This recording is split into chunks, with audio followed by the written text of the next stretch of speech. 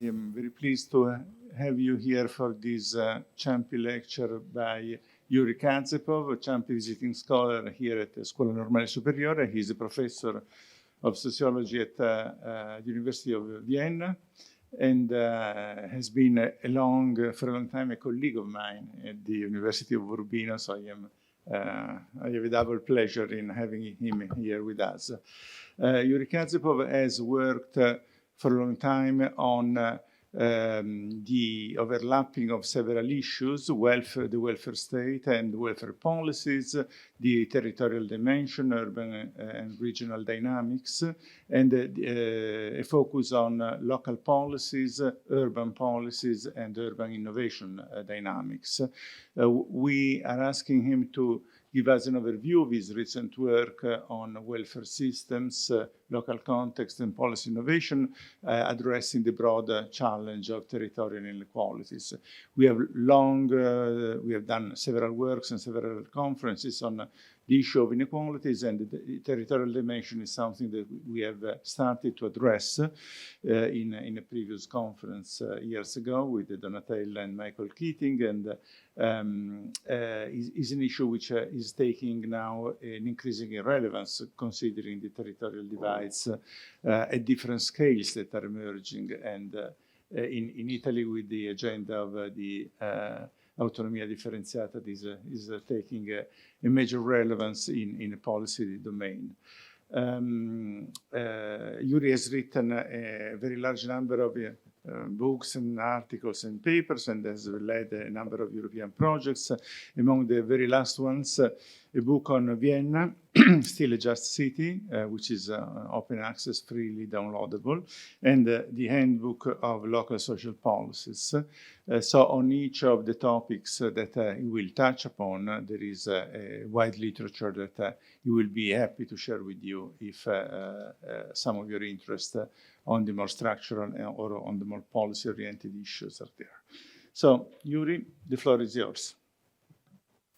Wonderful. Thank you very much, Mario, for the kind introduction, and thanks for the opportunity to share with you my ideas and discuss with you, also to the discussants. I'm looking forward to your comments, and to you for being here and listening, and eventually also commenting and asking questions. The topic which I will address, I will talk about through these issues by addressing first which questions are important and for which I will provide, or I will attempt to provide, an answer. I will provide an analytical framework and highlighting which dimensions are relevant to understand the territorial dimension of inequality through the lenses of a welfare state, and then provide a few examples.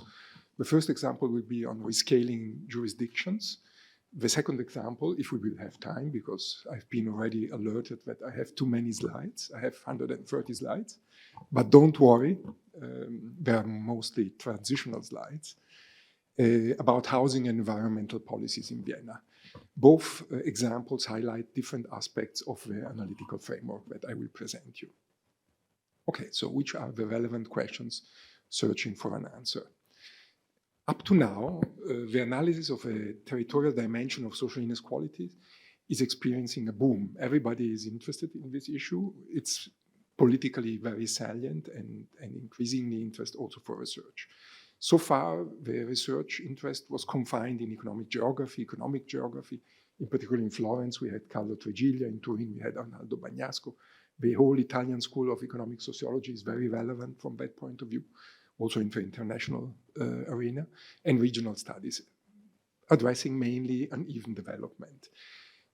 On the contrary, the study of citizenship and of welfare systems is still predominantly national, even though there are a broad set of studies emerging on local welfare, and the territorial dimension is gaining really momentum in a way.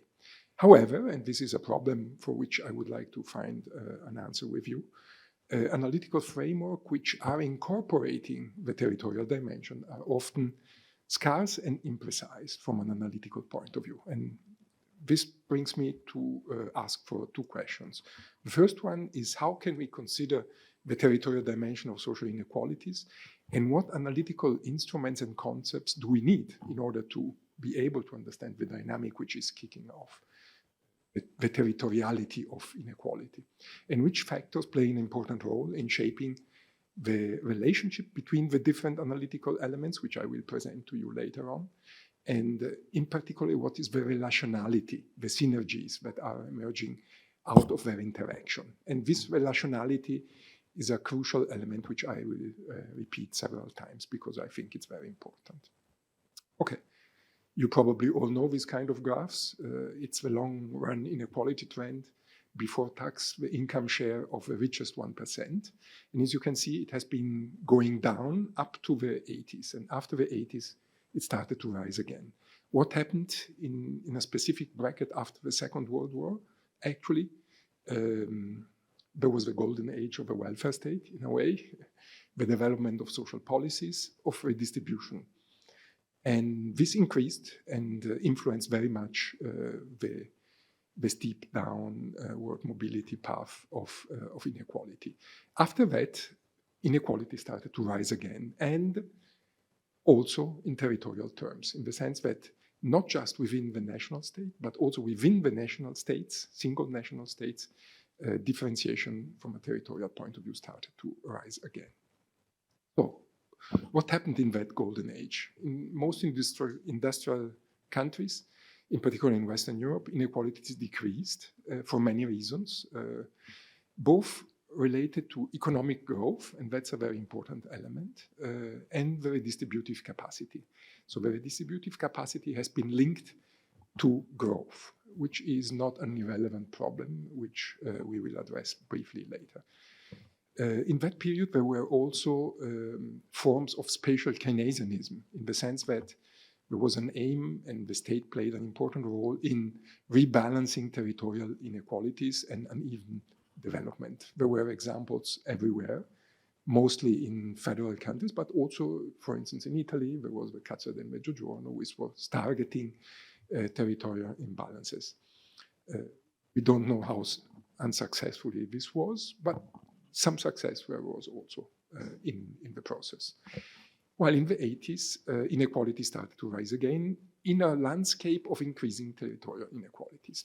So this is the situation for which I'm trying now to present you some analytical elements to understand this dynamic. And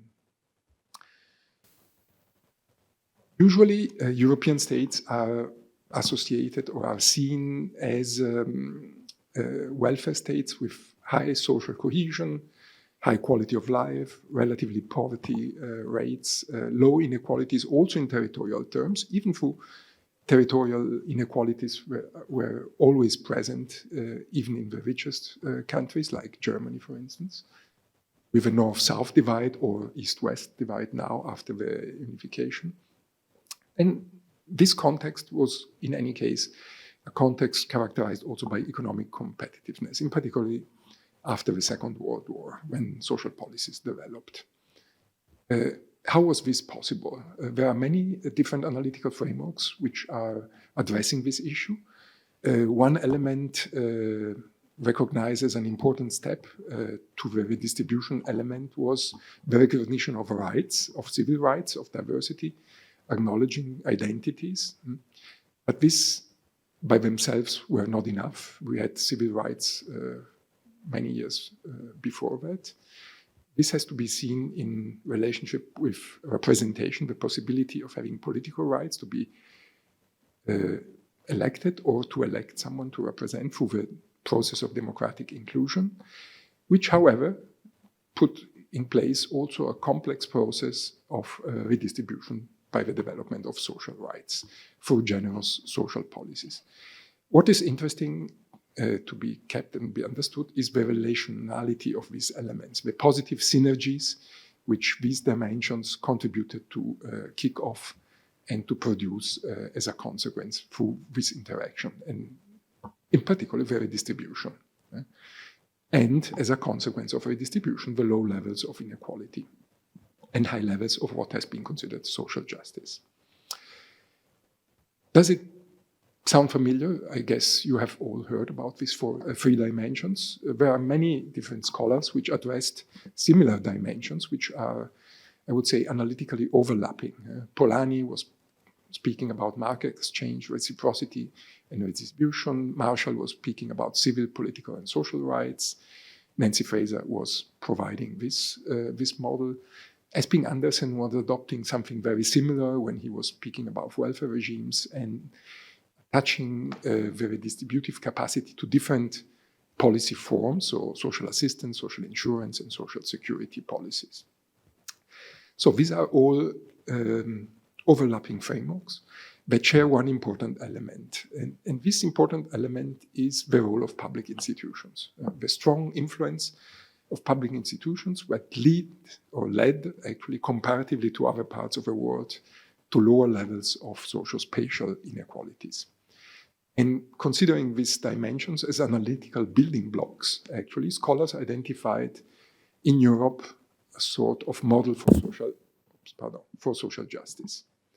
However, actually, both public institutions, regulatory principles, and politics are producing a very peculiar bordering dynamic. They are producing borders within which specific people have rights and specific other people do not have rights. They produce redistributive communities, or communities which share specific interests and share specific rights and also specific duties.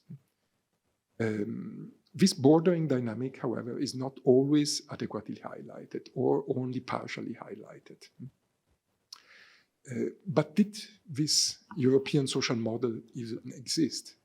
Actually, the different approaches have different interpretations of that, but they all share that the political dimension is very important. It's very important because it steers the redistributive capacity in a specific direction, which can be very different from system to system. We know that in the United Kingdom, the redistributive capacity of the state is very different from the redistributive capacity of the Nordic countries, in Sweden, Norway, Finland, etc., which is conversely also very different in Italy, Spain, Portugal, and Greece.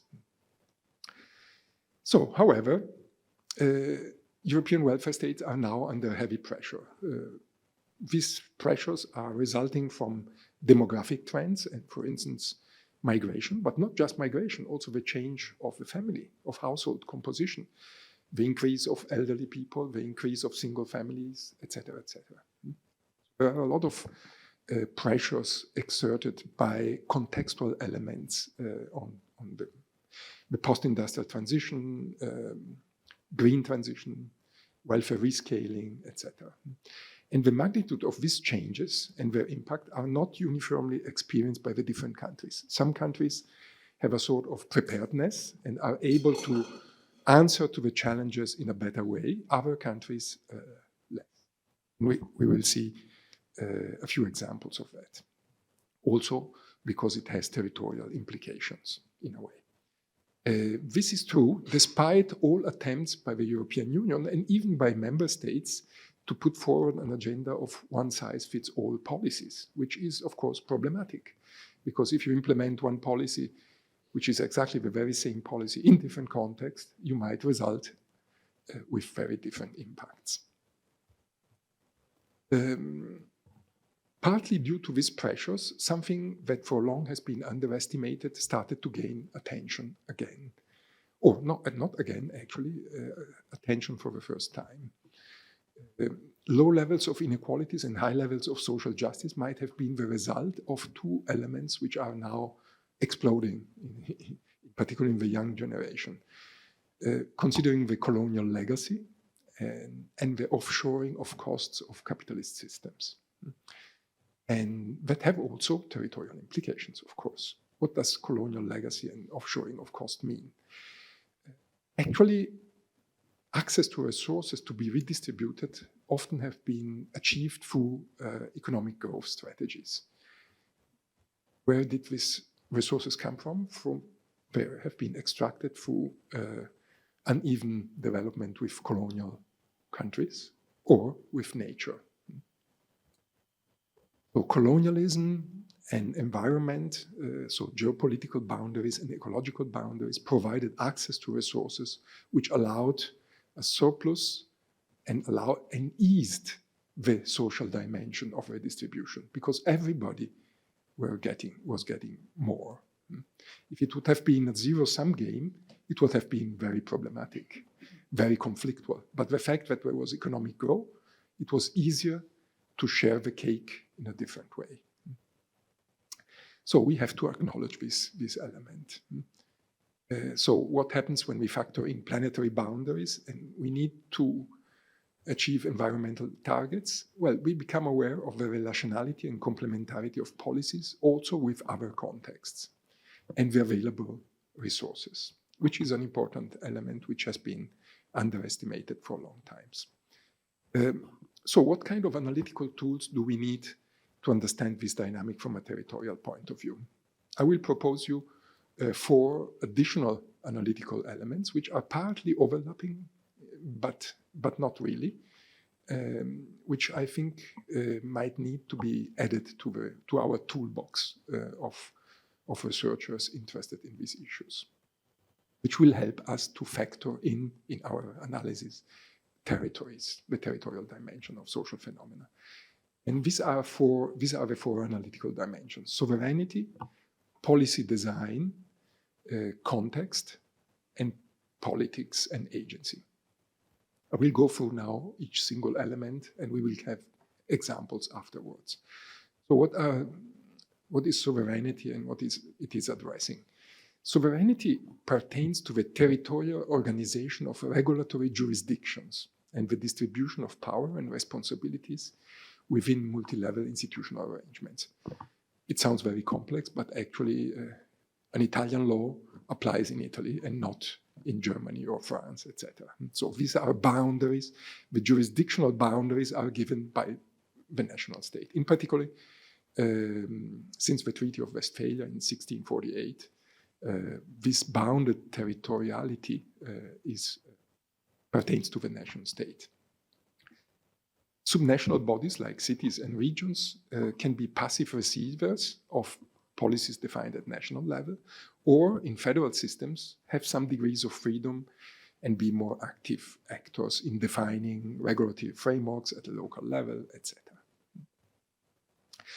When there are policies, measures, policy instruments, in France there is a whole part of political science which studies policy instruments as a way of governing, in particular in Sciences Po in Paris.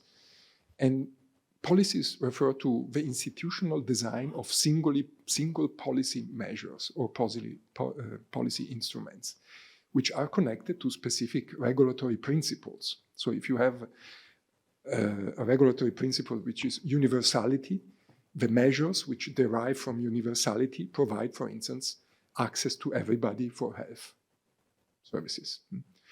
If the regulatory principle is more sort of reciprocity, or then it will be a contributory-based policy, in the sense that you pay contributions and then you get a service, which might be an employment service or might be access to health services. Acquire the right because you paid contributions. So the measures are very important, and are very important because they are linked to regulatory principles. And these principles are rooted in ideas of justice, of deservingness, for instance. You are becoming deserving because you pay contributions. You do not pay contributions, you are not considered to be deserving. Or you might be deserving because you have children. Or there are many different ways of defining deservingness. There are very nice books on deservingness. And these ideas translate in very precise mechanisms which have very important consequences, both in terms of who is in and who is out. So it's another bordering exercise which defines access or exclusion from something, from redistributive communities, and has also very strong spatial implications within specific jurisdictions. So, sovereignty, jurisdictions, and policies and policy instruments define the bordering process we were referring before. And then there is the context. Usually the context is a neglected analytical element. It's a residual element. It's a container where something happens and somehow influences our social phenomena. But actually, I think it's important to consider it as an active and substantive analytical element of our analysis. Why? Well, because the context provides, within specific regulatory jurisdiction, the configuration of needs with which current policy instruments must cope. The context influences the impact and the effectiveness of policies and citizenship arrangements. A particular measure might produce very different effects when implemented in different contexts. We have seen that already. So from that point of view, consider the complementarity between the policy, the jurisdiction, and the contextual pressures that can be socio-demographic, socio-economic, environmental, whatever, is an important element of the equation somehow. The fourth element is politics, which actually is a very important element, as I mentioned before, because it involves actors and stakeholders, which can be public, private, non-for-profit, who interact within set jurisdictions. They use specific policy instruments in producing or reproducing historically and spatially situated forms of inequalities. For instance, through scalar games. You might ask yourself, what are scalar games? Well, I will have a few examples which will make this clear, and which in a way provide an idea of institutional conflicts across scales and levels, which are becoming more and more relevant. Think about, I don't know how many of you are Italians, but probably some of you at least. You might remember that in 2001 there was a constitutional reform which reallocated territorial jurisdictions to regions, for instance, for specific policies. And this brought about arising conflicts in front of a constitutional court. Okay, so what we need to acknowledge now, again, as in the previous analytical framework, is that there is a relationality and complementarity between these four analytical elements. These four analytical dimensions allow us to define the relational space within which territorial inequalities get structured and contribute both to the definition and the enactment of citizenship and welfare systems. In particular, it is from their dynamic, with politics playing a mediating role of the other three dimensions, that specific territorial defined opportunity structures are produced and specific inequality patterns emerge. Okay, so how can we use this analytical framework? And I'm coming to my third part, which is the first example, the risk scaling of jurisdictions. I'm doing well, 20 minutes. Huh? So I might even address the second example. I hope I'm not too fast. So I'm fast? It's okay. Okay, rescaling of jurisdictions. First example. There have been always changes in jurisdictions over the years. Since the 1648 with the Westphalian Treaty, the nation state became the main territorial actor.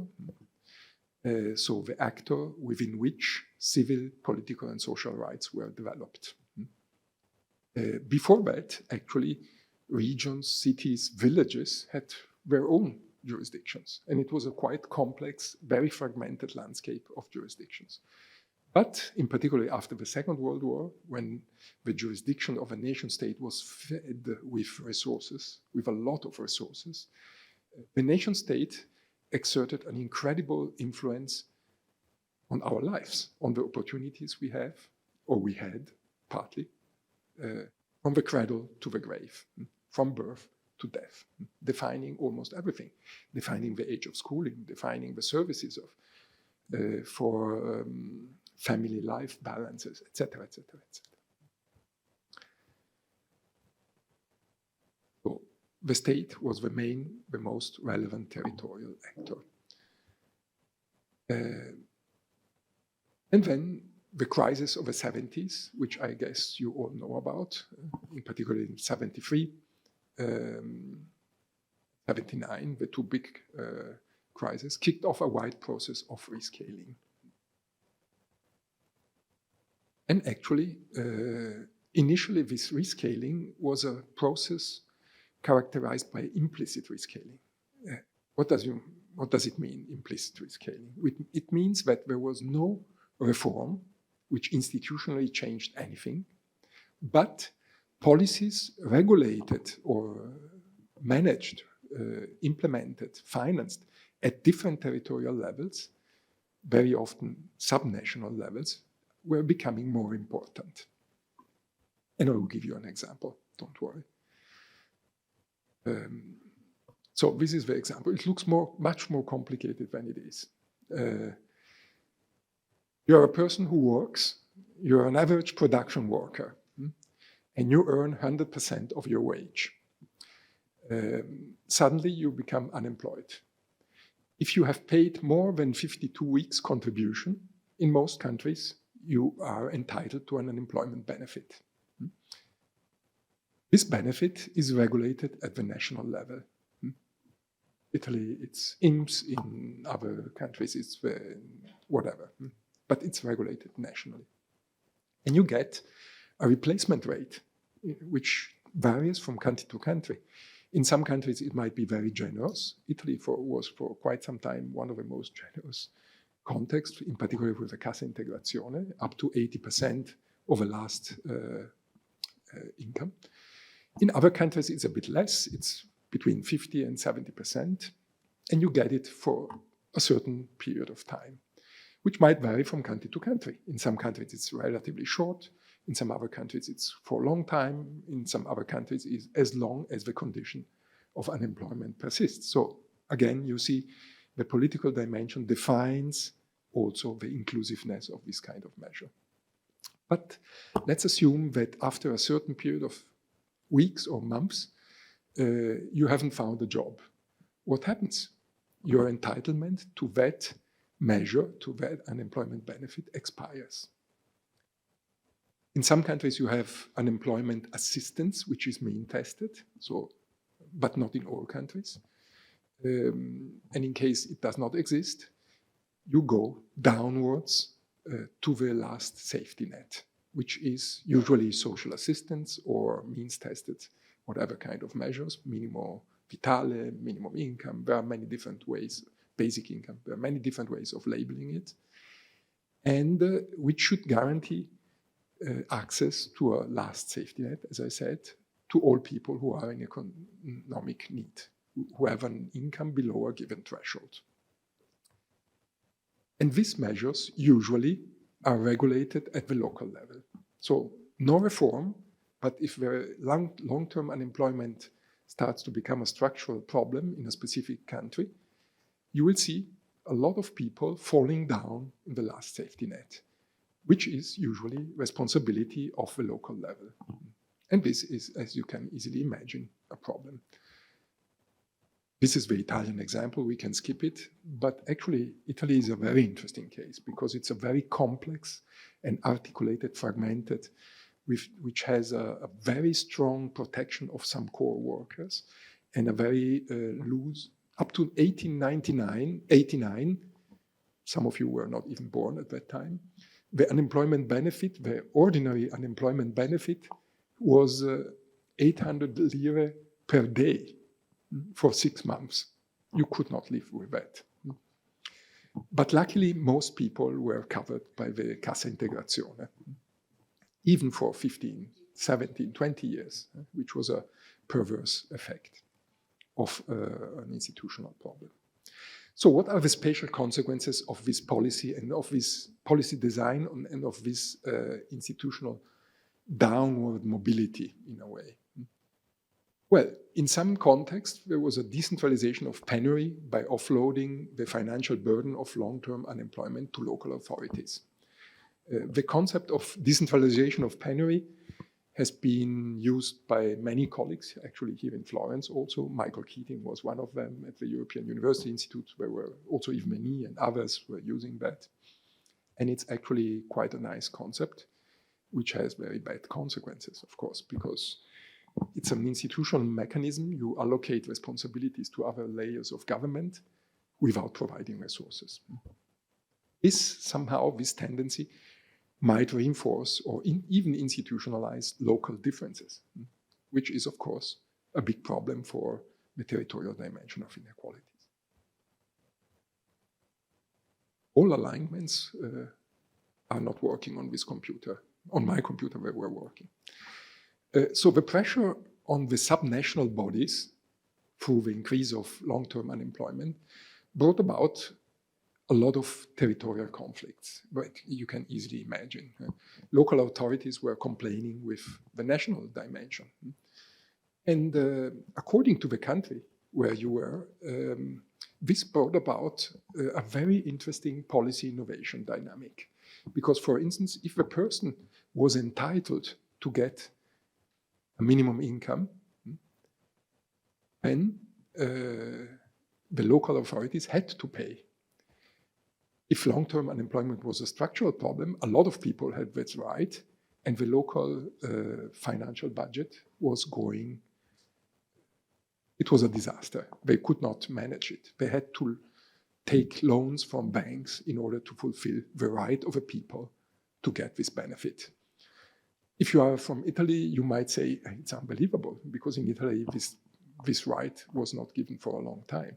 And the reddito di cittadinanza, it's something relatively new, and it's also still limited and problematic, etc., etc.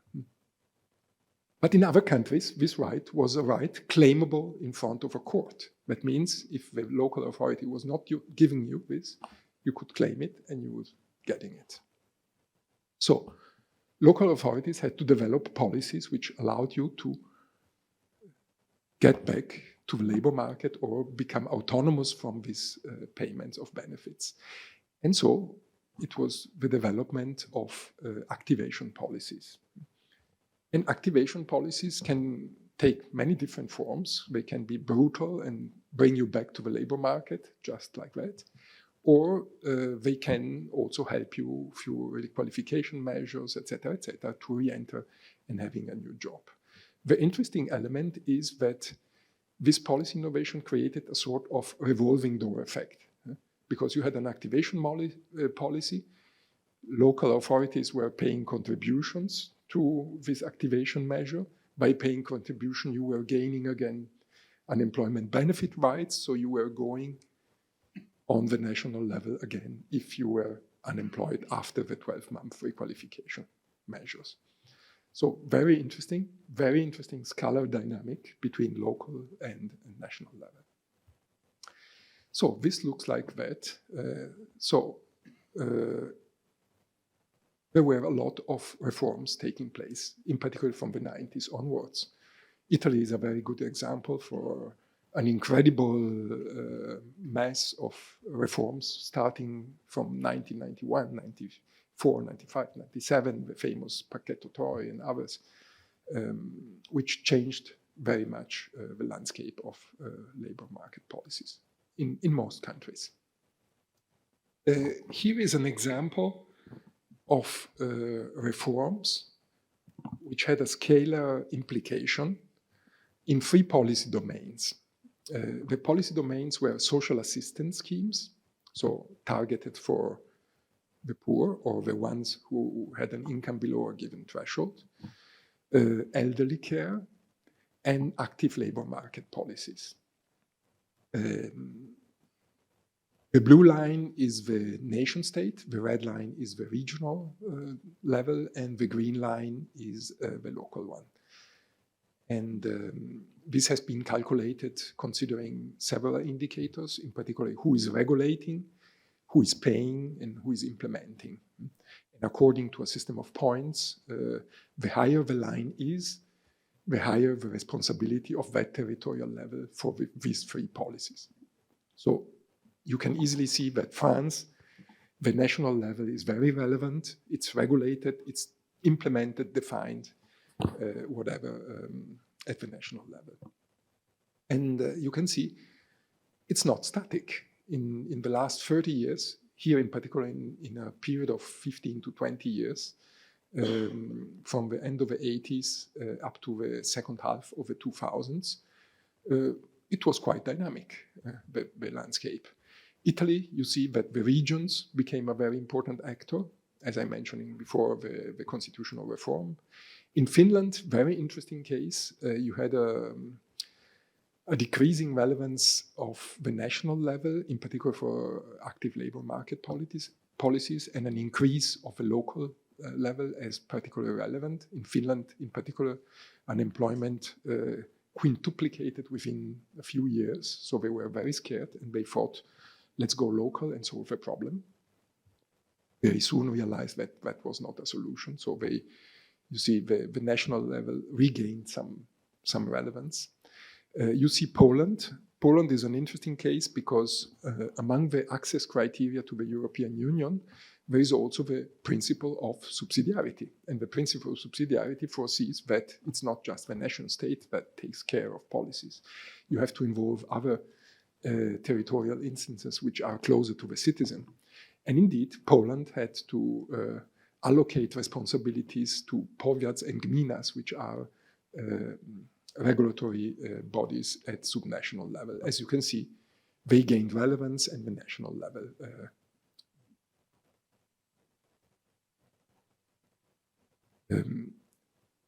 There is one element which goes in the very same direction in 4 countries, and that is, as you can see, can you see it? It is the local. The local dimension increased almost everywhere. So there was a rebalancing, a reshifting of responsibilities, of resources to the local level. What are the spatial consequences of this rescaling of policy design? There are ambiguous consequences. One consequence is passive subsidiarity. This is a concept I like particularly because it entails offloading responsibilities to the subnational level without providing the resources to meet these responsibilities.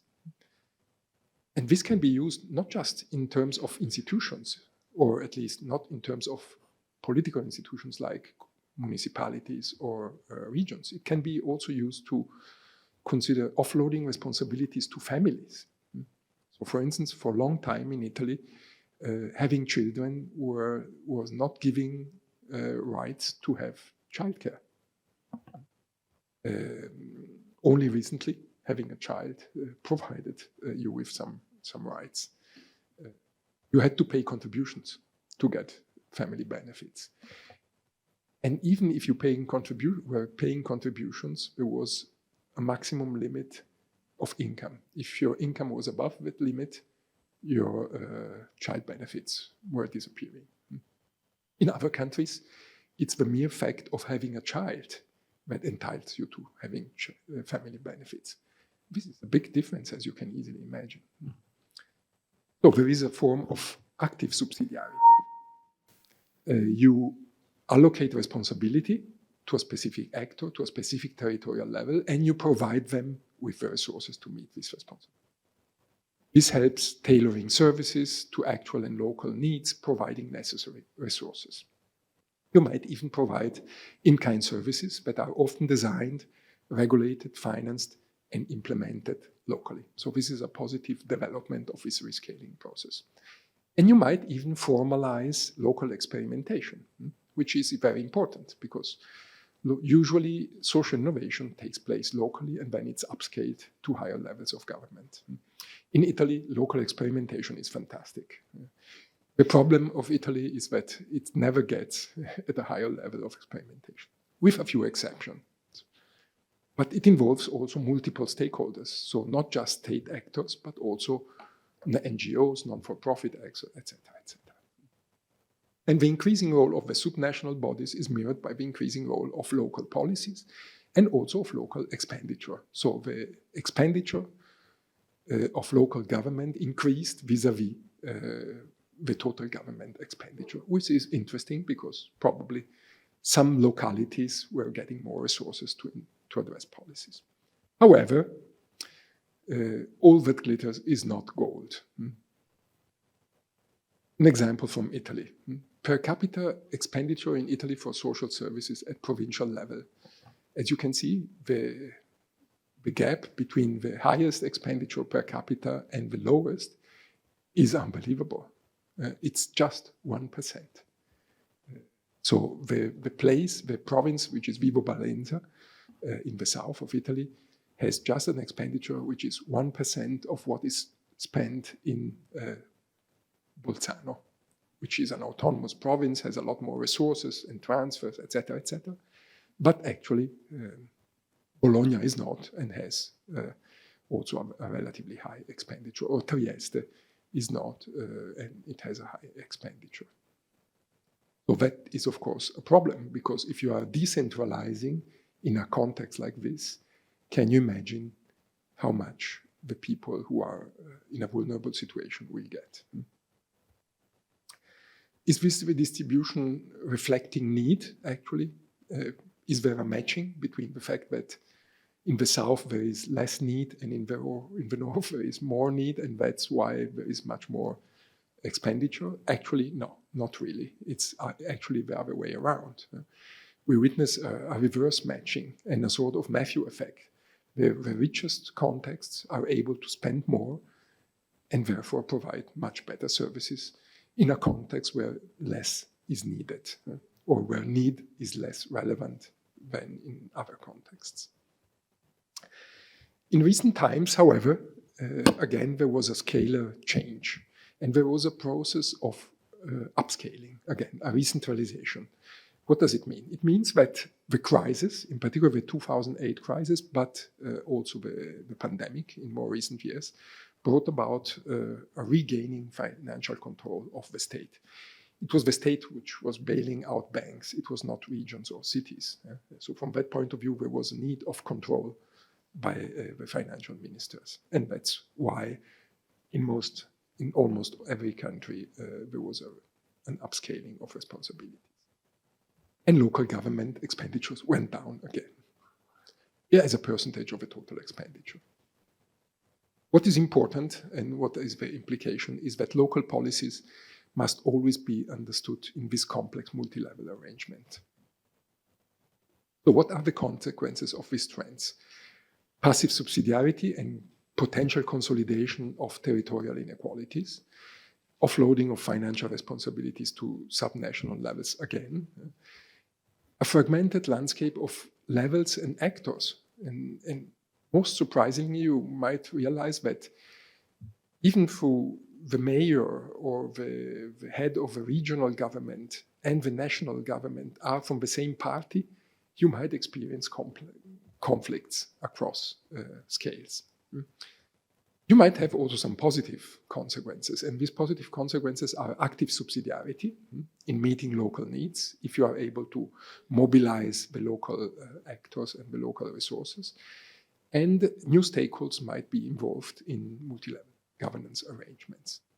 If we cross-tabulate this dimension, so the financial support by the central state and the regulatory autonomy, we have very different multi-level governance arrangements. And if we concentrate to the last two boxes below, we have supported localism, where we have active subsidiarity. So transfer of responsibility, but also transfer of resources, or unsupported localism, responsibilities, but less resources. So which countries would fit in which box, according to you? It's very easy. At least for some countries, it's very easy.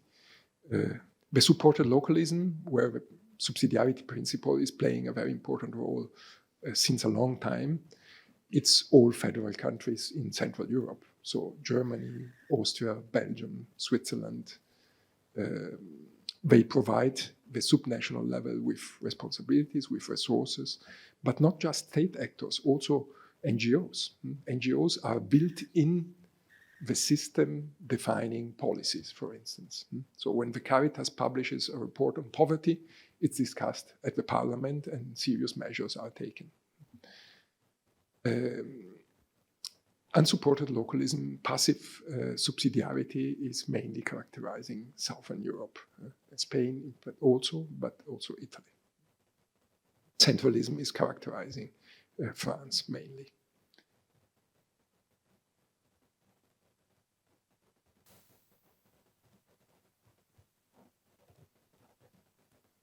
Okay, as you wish. So if you want to know something about Vienna, I will tell you later on. Thank you very much, Yuri, because of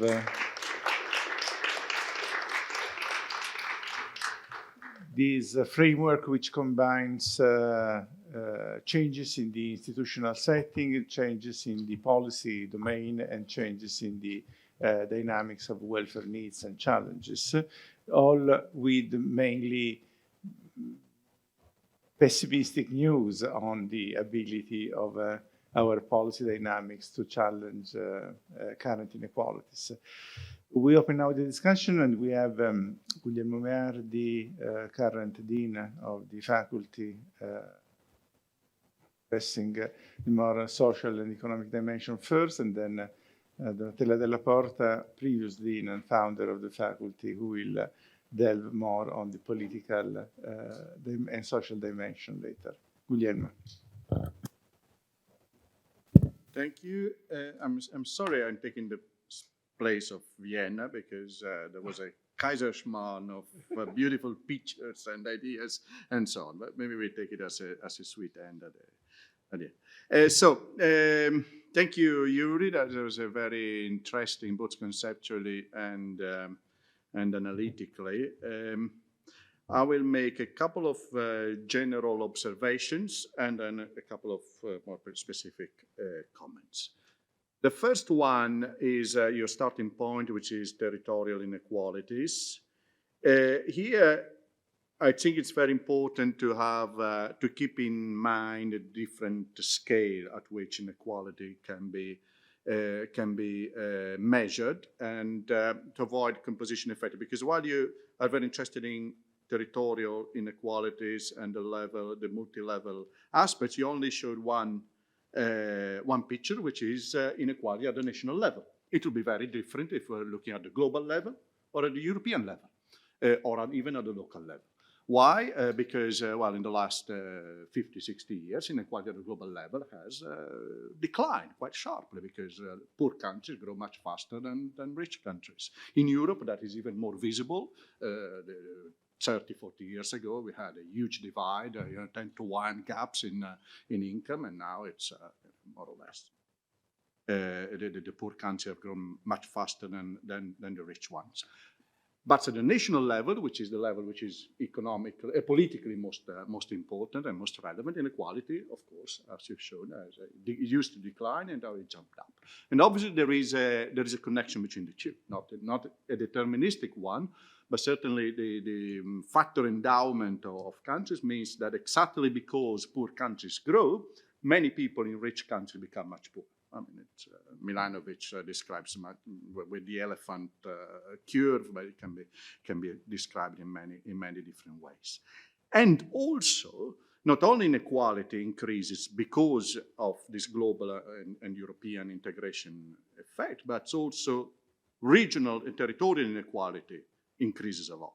That is, in the United Kingdom, London becomes richer and richer, the rest becomes poorer and poorer. In Italy, Milan becomes richer and richer, or the rest become poorer and poorer. That is, the bits which are connected in the value chain with the growing parts of the world, they grow. The bits which are in competition with the parts of the world that are growing fall behind. And this clearly is a big political problem. You mentioned very quickly, but if you look at, for instance, the recent work by Andrea Rodriguez Pose, it looks exactly at that. The local level of the growth of populism, the fact that local entities become local identities of people who feel falling behind or angry and so on, and that this maybe even exaggerates, but certainly there is something to it, that the regional and local level is where the identity of angry people matters.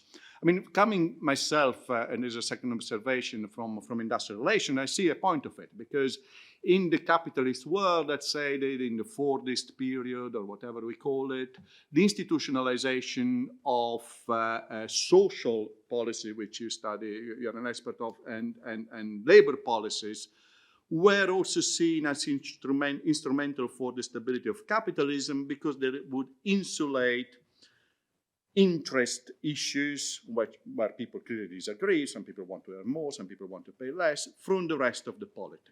Okay, we don't discuss that in politics. We don't need a revolutionary party and so on. We have the welfare state. We have collective bargaining. We have all these little things to sort out the problems and make it manageable.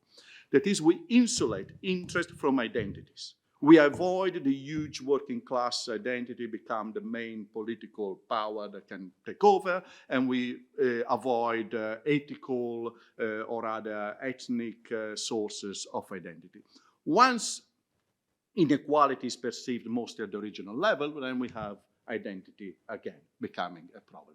And while collective bargaining uses a certain language, the language of the North versus the South in Italy is a different one. You know, it can quickly become racist, it can become unmanageable, unnegotiable, and so on, because it's an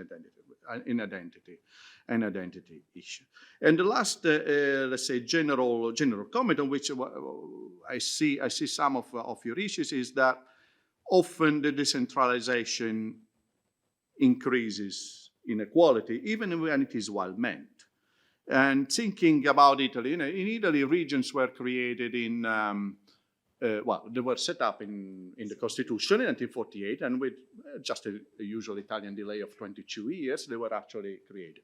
And at the time, I mean, I was too little to remember exactly what happened, but it was seen as a progressive thing. It was the everyone, come on, deliver these regions, will be the source of everything. Now, if we think back, probably it would have been better never to have, you know, if they had taken even more time to do regions, because whatever regions do increases inequality. I mean, the health system, the employment policies, and so on. I mean, it's systematically a vector of bigger inequalities, because some people get bigger social rights than others. Not to speak of what they gave us politically. You know, they gave us the Lega Lombarda, the Lega Veneta, which, you know, without the first step of regional organizations with an important regional polity, maybe it would have never emerged, and it wouldn't have turned in what happened afterwards. And we see the same in collective bargaining. You know, you can talk about decentralizing collective bargaining to have a more responsive system of wage setting. What happens actually done in Italy is that in some regions, even when the state puts the money in it, and that is, it becomes a sort of supported localism, while in some regions you have it, in some regions you don't have it, and therefore the wage gap between regions increases. Now, these were my comments, which basically were, you know, supporting what you were saying, but also trying to keep even closer the link between the global, European, and the rest, because I think there is a causality between them. The first question is on something you mentioned at the beginning, which is terribly interesting, but you didn't get back to particularly. That is, you wanted to add this colonialism and environment aspects in the analytical framework.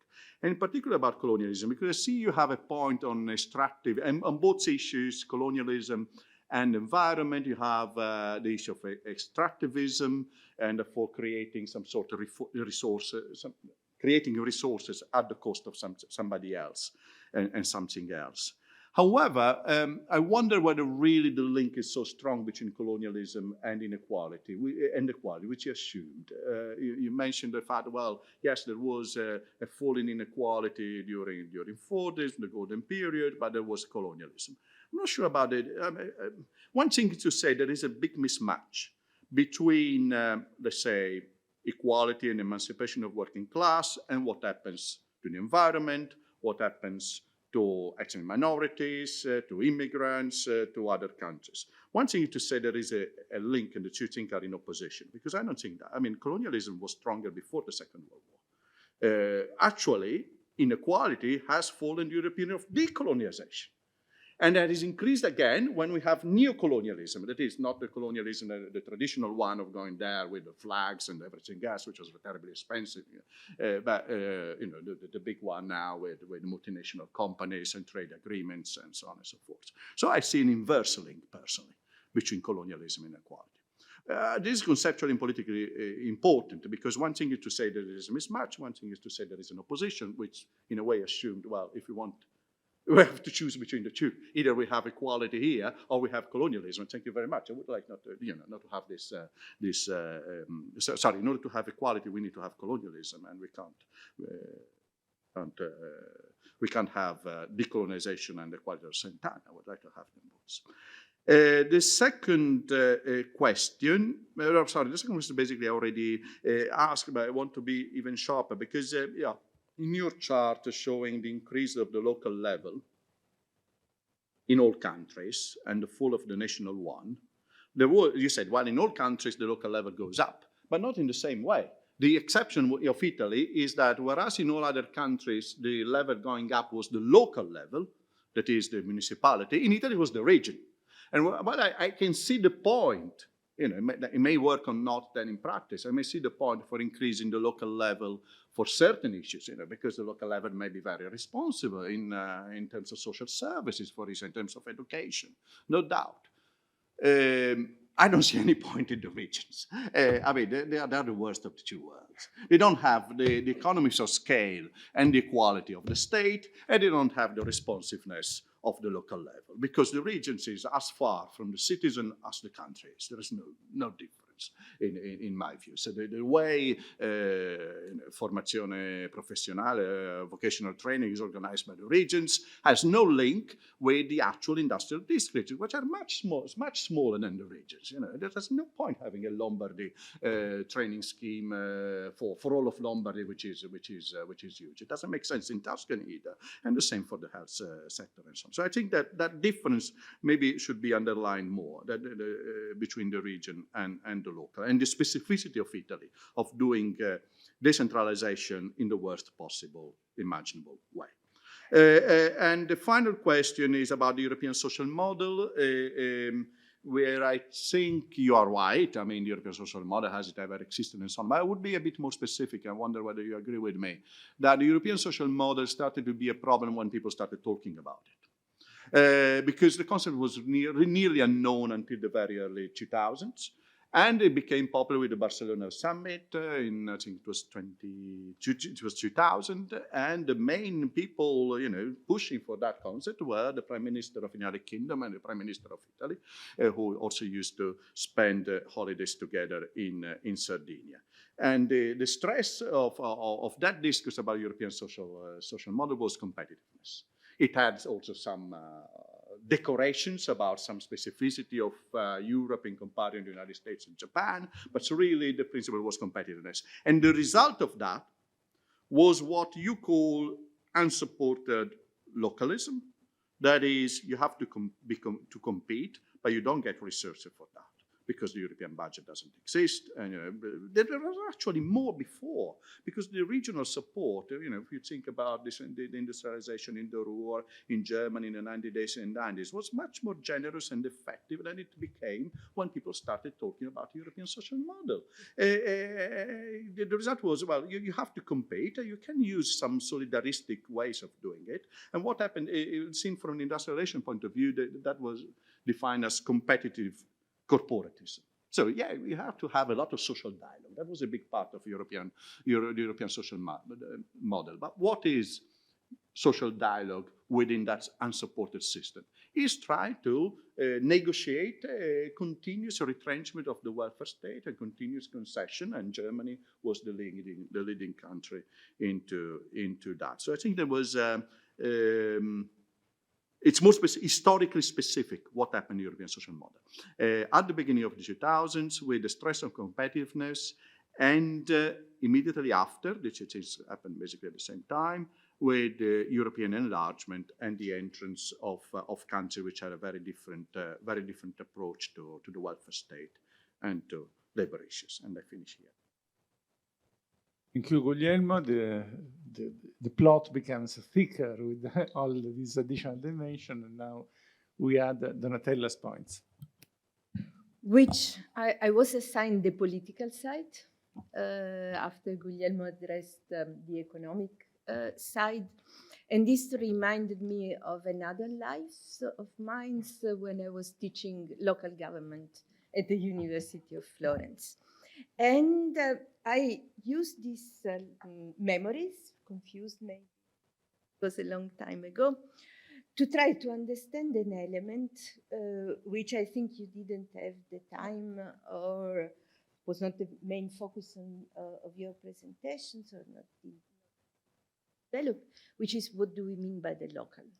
Because at the time in which I was teaching local politics, The debate was about something that explains also a lot in terms of the decline of the welfare state, was the so-called urban growth machines, and the fact that the responsibility for providing service, welfare, and so on was left to the capacity of the different cities to debate, to compete with one another. And this would fit very well the observations. That is one of the few observations that you made in these presentations about the comparison of the local level, which is the Vibo Valencias versus Bolzano comparison. It is, and I think that this is important in order to unpack the meaning of the local and looking at the political dimensions, the context and the politics that you had in your boxes that I would like you to develop. We had another Ciampi talk a few months ago by David Soskicher, which dovetailed a bit on these dimensions of the territoriality. And he was using specific definitions of megacities. There have been a lot of debate on the cosmopolitan type of cities. So I was also wondering how this local level can be contextualized. Also in a moment in which the different crises have also reopened a lot of cleavages, not only the class cleavage, but also the cleavage between the city and countryside. So what is the local? It's the city level, is the periphery of the big cities, rural area, how do we define it? I think would be relevant questions in order to address the different strategies that have been used and developed in order to address issues of welfare. Also, I think it could help to go back to reflections about how the welfare state developed, because I also was thinking about Guglielmo's observations on colonialism and diminishing inequalities, because I was not convinced by the associations, because territorial inequalities increased also in the colonized countries, because one of the issues was how much politics affected the expenses. Well, in your presentation, it is almost like you have the money and you invest in the welfare. But it is not the way in which the welfare was constructed. And I think this is a relevant issues. You cited also the Florentine schools about the territory. And this is another level, which I think is relevant when thinking about politics. And it is territorial subcultures. And how different options were explored, sometimes failed, but how really the political level had an impact on the development of welfare, also at the urban level, and so on. And I wanted to briefly cite three research that we are doing, not on the welfare, but that I think are very much related also with the role of persisting role of specific subcultures, of specific territorial arrangement, of identifications at the territorial level, which is also relevant. For instance, we are doing a research on the labor movement, of labor protest, Mondo Convenienza. And there we try to use the approach of resources of power. And what we saw was that in this specific case, resources for the workers, which are migrant workers and so on, came from the trade unions, but also came at the territorial level from three different sources. One was the presence of other workers, the GKN that also supported a lot these struggles. So this brings attentions to past definitions of subcultures as also related with the specific class organizations. The second one was the solidarity of the Arci, so, which mobilized not only in Tenso, but also from the periphery. So the fact that there was an activations of what were called the I Solidali, which was also related with this presence of subcultural, territorial subcultures.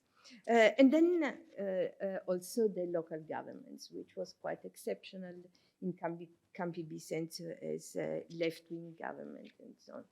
So this is an example of the ways in which the specific cultural characteristics, and so when I think about Trigiglia, Bagnasco, but also Cacciagli and so on, the fact that the local implies also a set of actors, political arrangement, memories, and so on, and that these type of struggles also construct the definitions of the territory and what the territory is.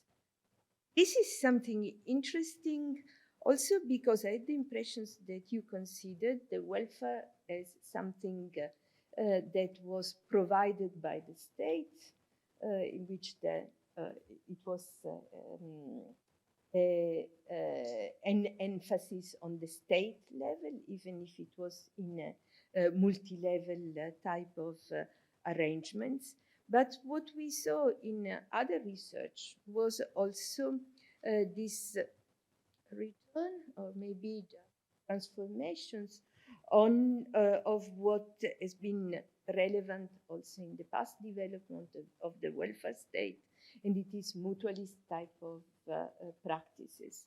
So in research on the participations during the pandemic time, what emerged was the ways in which the decline of the welfare state, especially in terms of health provisions, impacted upon very strong territorial inequalities also within same regions, in the ways in which the pandemic hit people, but also the organizations of different type of groups, among which organizations and so on, in two directions. One was claiming rights, so claiming health rights as something that implied a return to certain type also of health provisions, more territorial type of health. But the other was also what has been recently presented under the label of caring or of the commons. So the ways in which also the welfare is no longer perceived as just either private or public, but is also addressed in terms of needs to democratize the offer, which I think is relevant also for the conceptions of the welfare state. And this is also something that we found in a third research that we are carrying out on post-pandemic time, housing, migration, and caring is a comparative research. And also there, what we saw was this the legacy of the organizations of mutualist forms, the direct social actions that Lorenzo Bosi and Lorenzo Zamponi studied within a conception of the commons that includes this type of challenge to the idea of the welfare state, because it implies as it had been developed in the idea of water supplies and so on, the idea that it is not just resources which are spent, but also the involvement of the city. The welfare state is something relevant to it.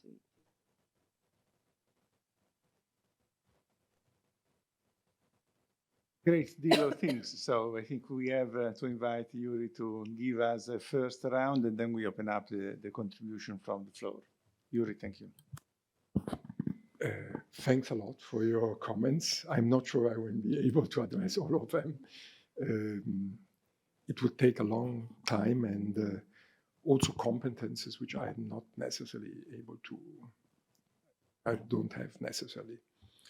I don't know colonialism a lot, so I agree with you actually that it has to be deepened, the reason for.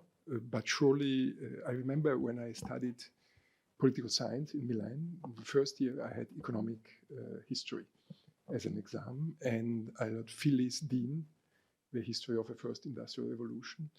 And colonialism was one of the drivers in terms of providing access to resources to start up the process of economic development. And this is the way I intended reference to colonialism. Of course, it's much more complicated, and we are now in a phase of neo-colonialism, and the access to resources for our mobile phones come from specific countries and everything else. China is taking over Africa, etc., etc. So it's a complex debate, and but for sure there are resources involved, and there are power relations at international level. I liked, of course, very much your reference to inequalities decreasing at the global level. Indeed, decreasing, but that was not my focus, of course. But yes, we are, let's say, privileged unequals in a way. And I'm happy that our inequality is increasing if our inequality is decreasing. But it's a complex process, of course, and it's a complex process also for planetary boundaries. Particularly, the Norwegian case is a very nice example. They are wonderful. They have a climate neutrality clause, but they export oil. So they are the embodied contradiction of the situation. I think that planetary boundaries in ecological terms are really one of the next frontiers of our analytical challenges, in a way. There have been a lot of the donut economy, the donut model. There are a lot of options. The degrowth debate is exploding with friends of us doing all that. But they are underestimating the social sustainability of the degrowth approach, I guess, in the sense that if it's a zero-sum game, well, conflict might explode in very dramatic ways, I would say.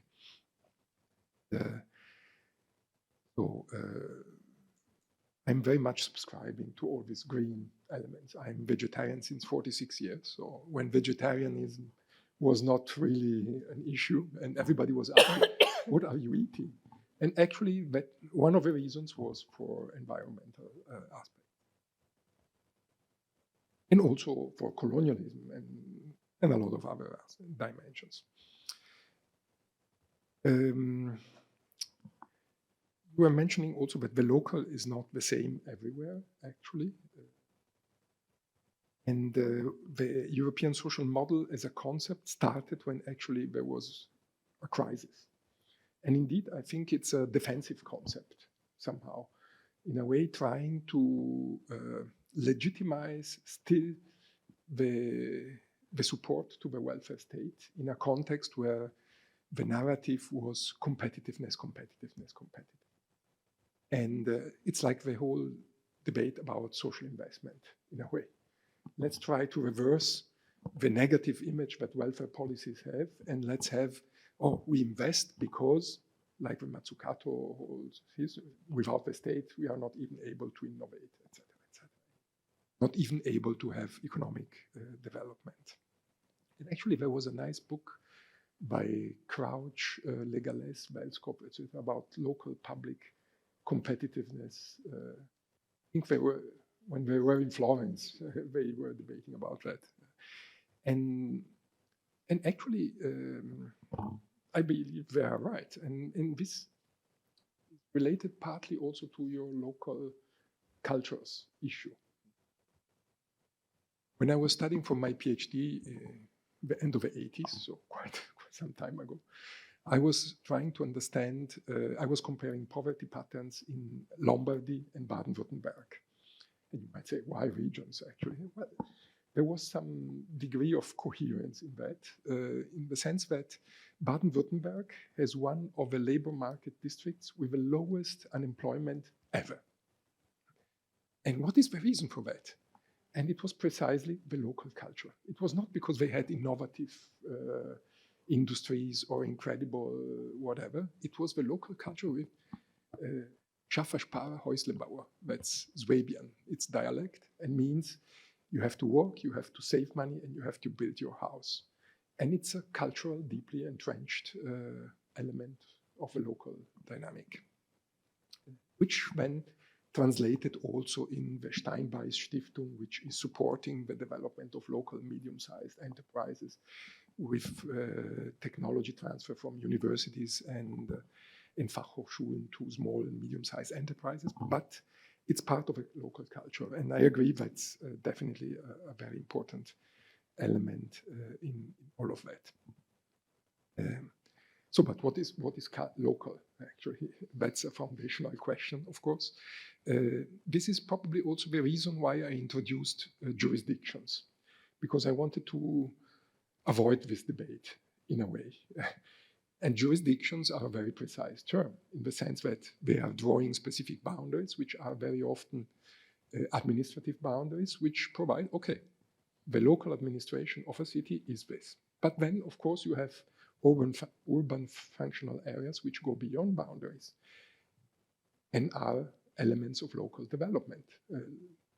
Italy, there were a lot of the Patti Territoriali law, there were the 285 law of 97 about childcare at local level, which was actually not municipalities, but was a consortia of municipality. So I agree, the local is a key, ambiguous and blurred concept, which actually at the United Nations, local might be the whole of Africa. You have departments which are divided by the local, and the local is continents.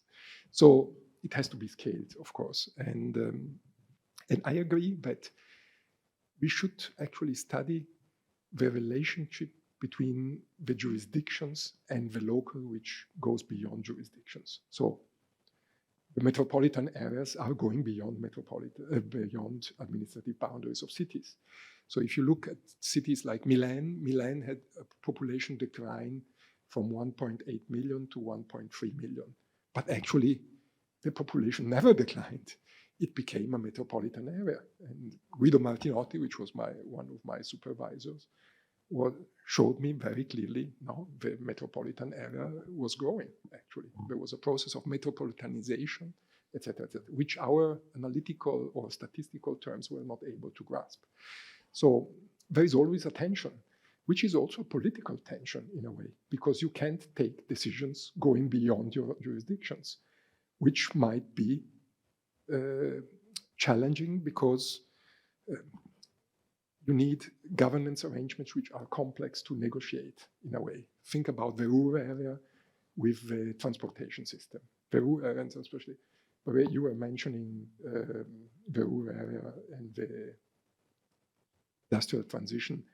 When I was a doctoral student, I went there and I visited the IBA Emscher Park project, which was amazing. It was a project lasting 10 years. So beyond the political cycle, which is very interesting because you can't do such a project if you do not have political stability, which was foreseeing getting fish back in the Emscher. And the Emscher was the river going through the Ruhr area. There was no animal, nothing. It was totally dead. So it was a very ambitious project. And this was a project which was trying to put together the local with jurisdictions, with the social, because there were a lot of migrants who were granted using Schrebergärten or local community gardens to, I don't know, grow whatever they wanted to grow. So it was a complex project. And, but it was a project which foresaw this negotiation beyond the local, defined administratively, going to the local, related to economic development or social. So from that point of view, I think that's a very important element which requires definitely a deep study, both in terms of urban and rural, but not only in terms just the relationship between the jurisdiction and what is a social phenomena, which finds the jurisdiction as an element which might be a problem sometimes for economic development, for instance. Okay, I think I did not address all issues, but at least some. Maybe we can have some discussion with. Thank you again, Yuri. I open the floor, so if there are questions. I just want to mention that the last book by Thomas Piketty has a very local focus, investigating economic, social, political, and electoral changes over 200 years from the French Revolution to today, where the local cultures and the policy dimensions are very important to explain the actual identities and the evolution of behaviors, and also the political alliances, where territorial alliance between cities and the rural areas are key drivers of political alignments. Anyway, so if you want to read 1,000 pages in French, that's who is asking questions?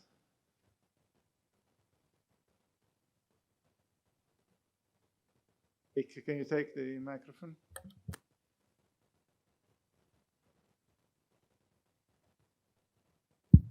So thank you very much, Yuri, for a very interesting presentation.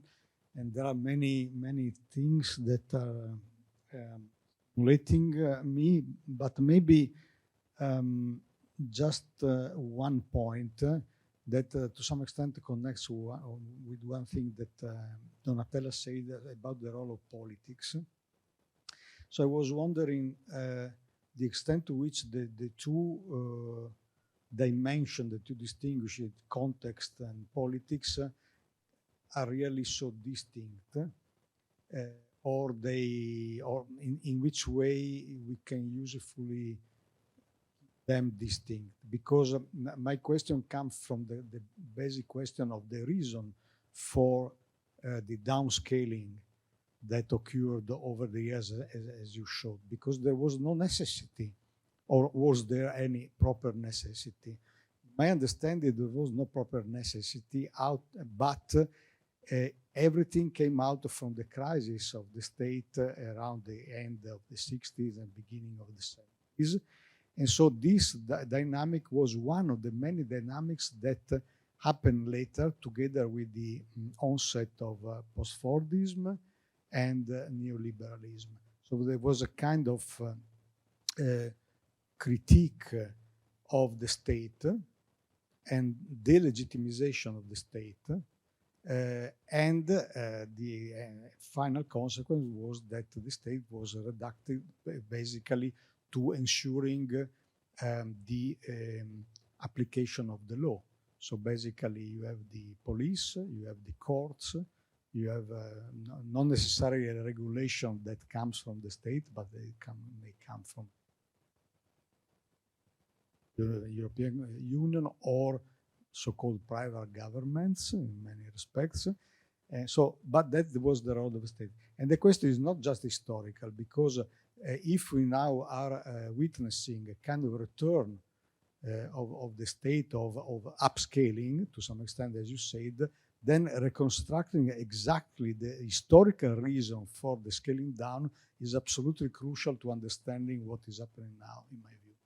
So these two analytical dimensions, context and politics, well, I would like to know what you think about that.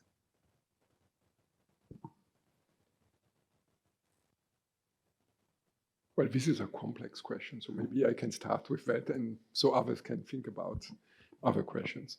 So thanks a lot for your questions, and indeed, why decentralization took place, you identified clearly that it was a critique of a state. Of course, the state had to be dismantled, and the critique was actually not just a critique of the right, it was also a critique of the left. The most incredible thing was that the left was saying, okay, the state was not able to guarantee wealth and things when it was needed, so we need to. From that point of view, that was a progressive, participatory turn in a way.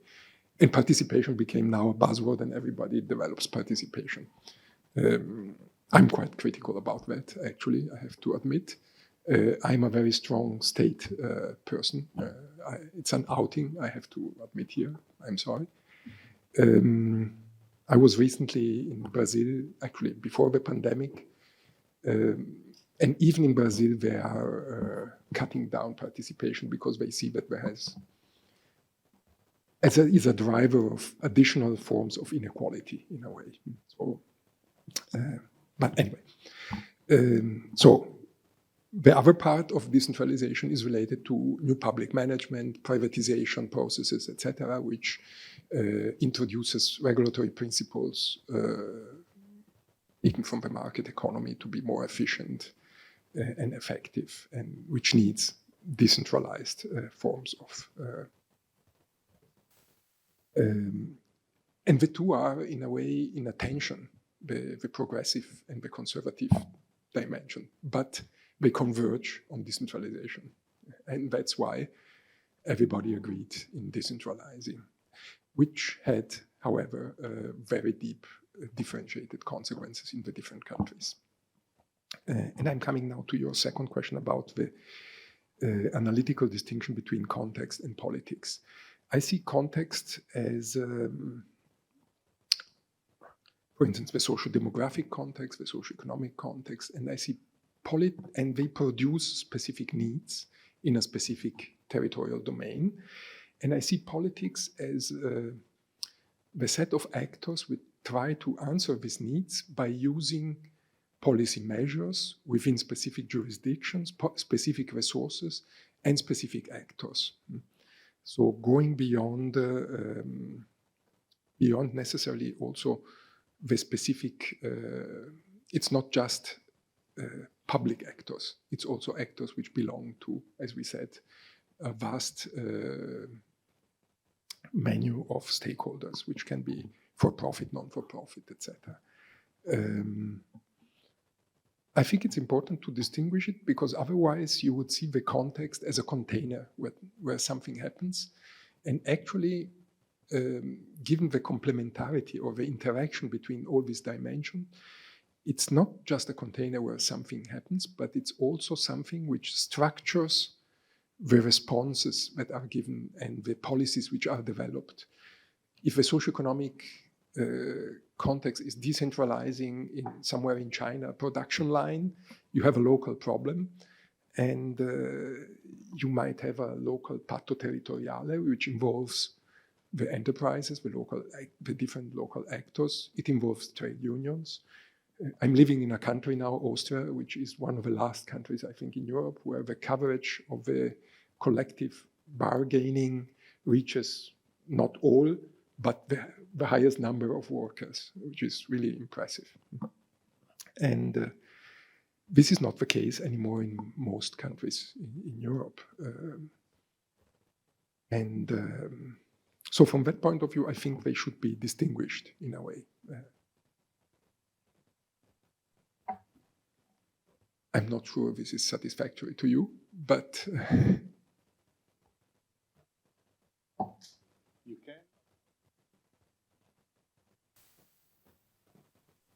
I agree, but my point was about what you say also now, that there are needs that emerge and then the political actors that try to reply. My view was that these needs are also an effect of the political decision and action. So in that sense, you analytically, it makes sense to distinguish, but keeping in mind that the direction will be sides. Absolutely. Also, the jurisdictions are in a way an effect. You have seen in the last 20 years some municipalities which want to belong to another region. And so there are jurisdictional changes which are taking place. It's all dynamic, and it's all a synergic effect of all elements interacting one with another. Definitely, yes, I totally agree with you. More questions? Students, PhDs? Right. I have also wonderful examples from Vienna if you want to see them. We can skip to that. Don't worry. No, actually, I have two questions. The first one is going to start from a reflection on global inequality, because, of course, global inequality is decreasing if we look at standards measures of inequality based on surveys, because of the rise of poor incomes and middle class incomes, especially in China, basically reversed the shape of global inequality. At the same time, more and more new measures of inequality are taken into account, tax accounts and distributional national accounts.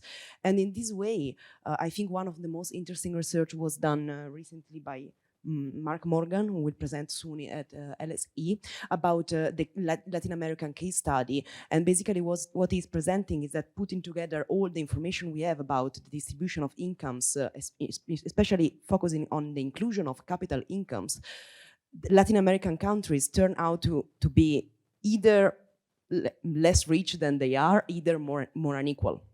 So the situation is pretty the reverse. And from this perspective of literature, what is actually going on is that we have a situation of the rich in the rich countries getting richer, and the rich in the poor countries getting richer, and the poor getting poorer anywhere, or stagnating. That's the standard. Yeah. So I was wondering, do you think this kind of phenomenon, if we accept this stream of literature, may have effects on territorial and spatial inequalities? Do you see something, the reverse of these, in terms of territorial analysis, in terms of this territorial analysis you presented to us? And the second question is actually shorter, and it does not criticize any other points of view. And it's more about when you presented us your toolbox, I thought about my research, and I work on the other side, gaining resources, so the tax side, not spending. And so I was wondering, it can be very interesting to apply this kind of toolbox also to the other end. But what I would see, especially in phenomena of rescaling, would be a lot of conflict between different levels of jurisdictions. A lot of jurisdiction not willing to cede their amount of taxes, and at the end, same on the other end, also a lot of confusion on how to rescale. So I was wondering whether this is happening also in the social welfare side. What about the conflicts between different jurisdictions, and if you would put this into context or politics, or I don't know, where analytically should we interpret, how analytically should we interpret this? Thank you. Thanks a lot. Wonderful questions. I have relatively short answers in the sense that what is the territorial consequence? It's increasing inequality. So I believe as soon as you decentralize and you don't have, for instance, if you use your perspective of taxes, perequation funds at national or federal level, which are equalizing the inequalities within a single federal country, you might have inequalities rising everywhere. And indeed, it's not one-to-one the transfers which are taking place in federal countries, but they at least try to contain inequalities and within specific given limits which are, in brackets, socially acceptable. In relation to your second question, actually about taxes, where the conflicts should be mentioned, I would say in politics, definitely. And in the relationship in particular between politics and jurisdictions. So the interface between the two is the place where the conflict emerges. And it was precisely the type of conflict which developed after the Italian constitutional law was approved in 2001. It was conflicts on a lot of issues about migration, about whatever, between the regions and the state, between the state and the regions.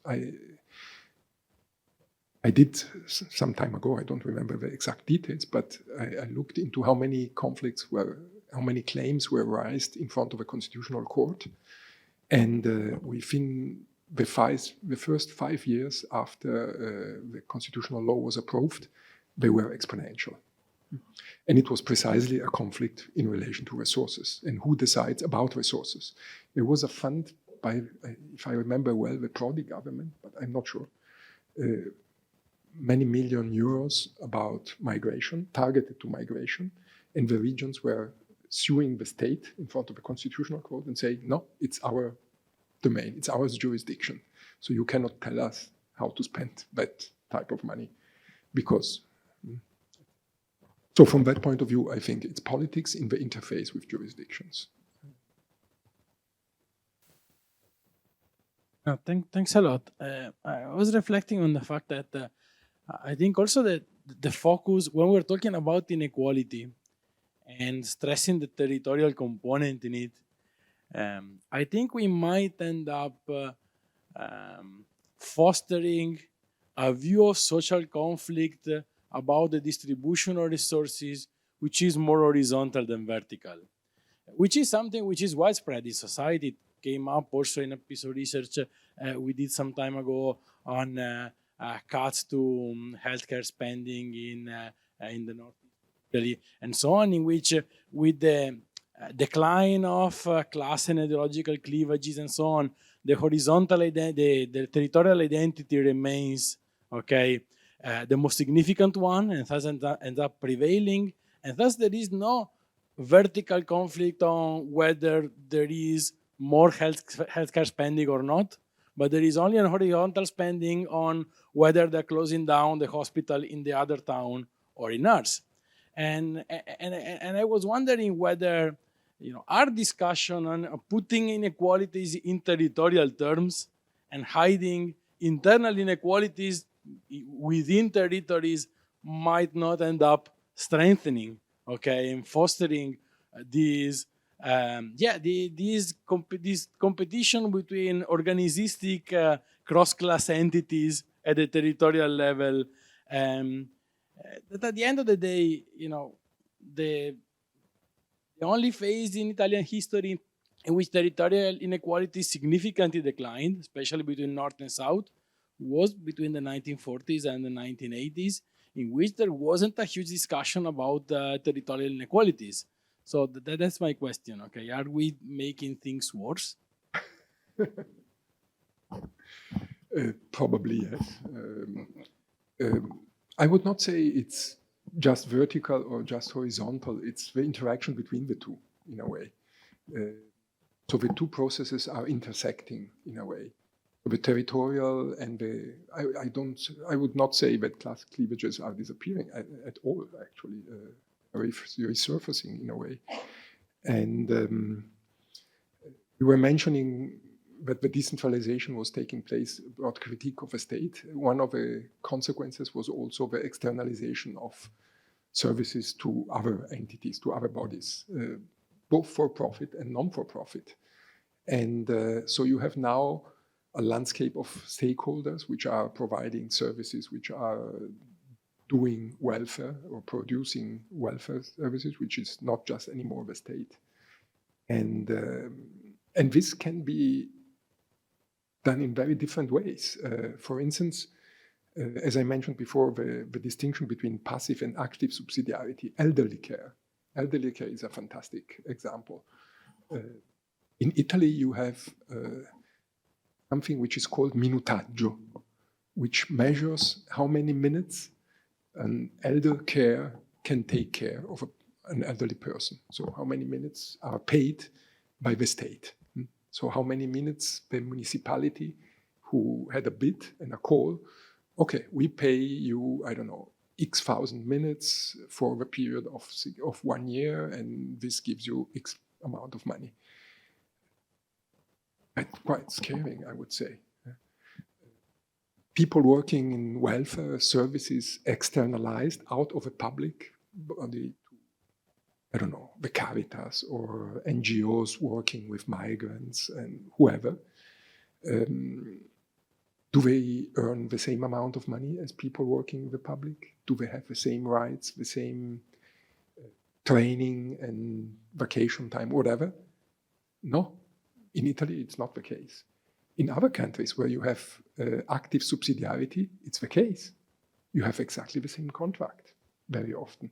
You have exact same rights in, for instance, Bildungskarenz.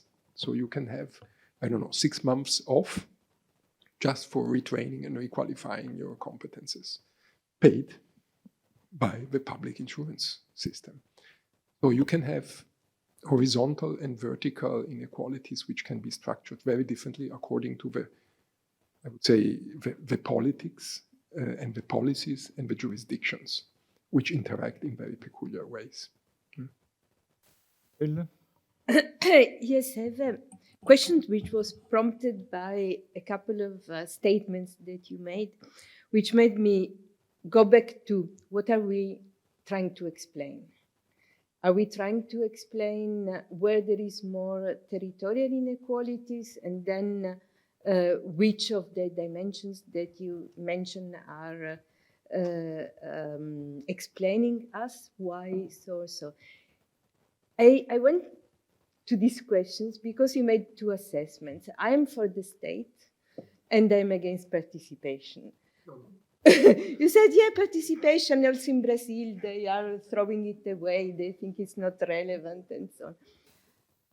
I was wondering about which type of data, because what I expected was a little bit the use of this data. So can you tell me if territorial inequalities is reduced or increased by the presence of decentralizations, which type of decentralizations, in terms of participations by the, because I'm also not in favor of the regions, but I see that in the United States, if you have Trump in government, it is nice to have a federal. So this empirical answers to the questions about what explains territorial inequalities. Also the differences inside. That's a very complex question, and don't get me wrong, I'm not against participation. You in particular should not get me wrong about that, given your...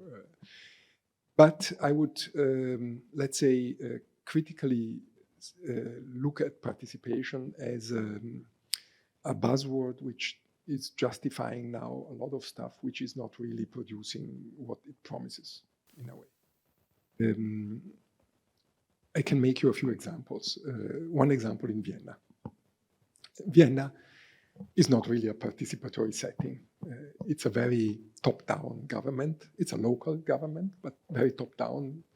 They think 20 times before they do something, and then there is a whole machine implementing the policy. A very big machine. The city of Vienna has 66,000 employees, so a medium-sized European city. So quite a big thing. And they thought, let's do something participatory, because a lot of people are excluded. People are not voting. Migrants are not entitled to vote. Even European migrants are not entitled to vote, because Vienna is a Bundesland, so it's a region, it's a national state, a federal state, and European citizens are only entitled to vote for the local and not for the federal state level.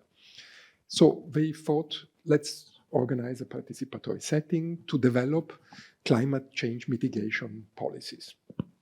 And they invested 20 million euros in 3 neighborhoods, starting off a process of participation. So everybody could bring in ideas and wonderful ideas of how to make the city more sustainable, the neighborhood, the specific neighborhood more sustainable. Everybody was very happy, and there were a lot of ideas, thousands of ideas submitted by the citizens. also organized citizens, communities, etc. And then the whole machine started to metabolize the ideas, etc. Still in a very structured and top-down level. So it was more, my impression was, trying to legitimize its own policies rather than, and Which was not true participation. it was not too participatory, but I would say that a large share of participatory practices are having this kind of legitimatory. Type. Yes, definitely.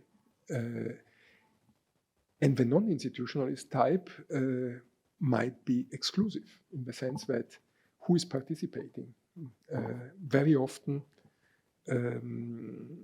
it's middle class, highly educated people, and so there are some biases in the participation process which are part of a dynamic which is taking place, which should not mean we should not participate, actually. But it's complex to go beyond that.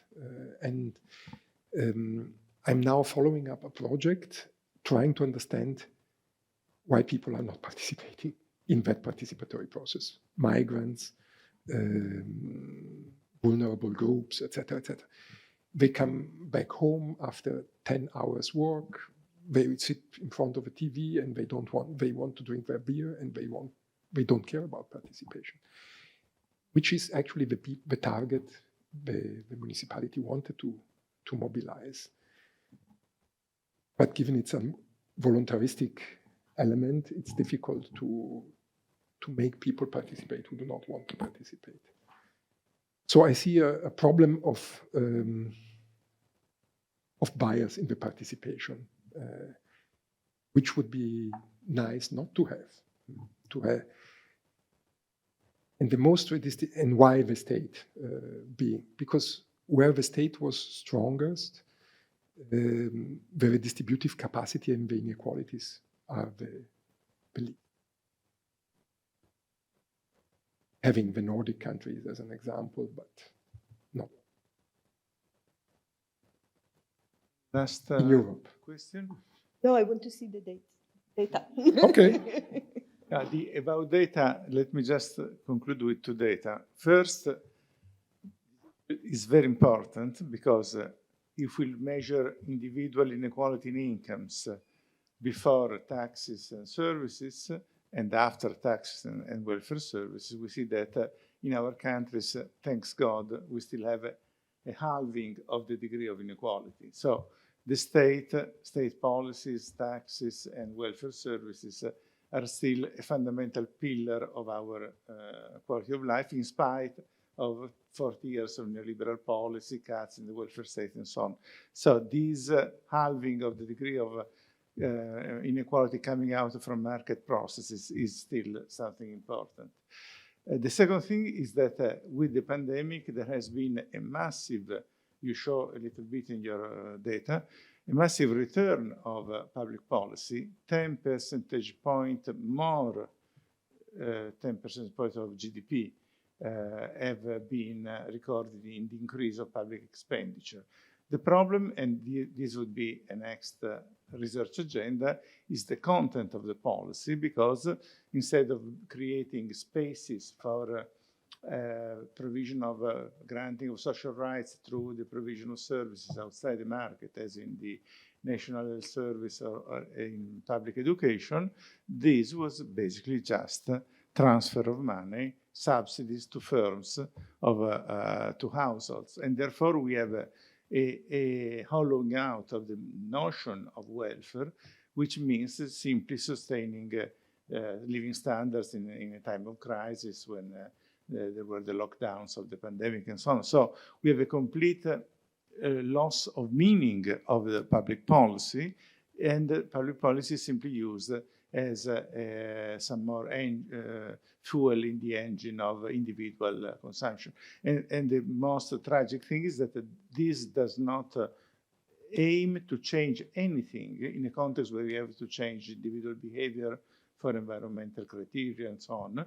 If we just accept the idea of subsidizing any type of firms or any type of consumption by household, clearly we still continue to worsen the set of structural problem or context problem. So we have some good news, policy can work, and some bad news that is being used in the wrong direction. But this will be, so if there are no other questions, we can thank very much Yuri for this